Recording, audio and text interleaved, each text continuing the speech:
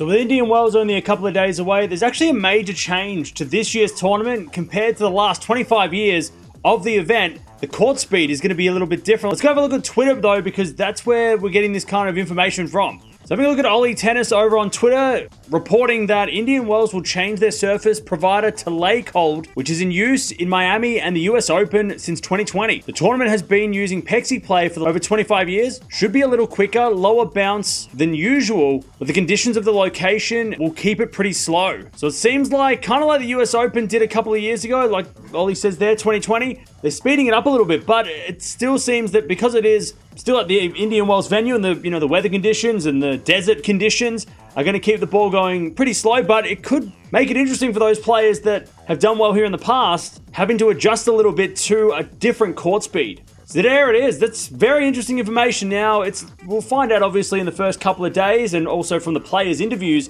whether or not the court speed is affecting their play. Of course, Swiatek, Alcaraz have dominated this tournament over the past, and they've been liking these conditions. The slower conditions, more of a clay court game, I guess. You can adapt to this. And then there's players like Medvedev who absolutely hate this court, despite him making the final 2 years in a row. But maybe with a little bit of quicker courts, he might actually like the court a little more and suit his game a bit more. But let me know in the comments below. Do you think this is a big difference, a big change? Do you think it will change the results? Does it change your prediction into what's going to happen in Indian Wells? I still think that it's, Alcaraz to lose on the men's side and maybe Swiatek on the women's side. I think maybe the women's side's a little bit more open because some players are not in form, and then there's other players that are lower ranked that are in form. So we'll have to wait until the draw comes out in a few days. But there it is. The court conditions are going to be changing at Indian Wells this year.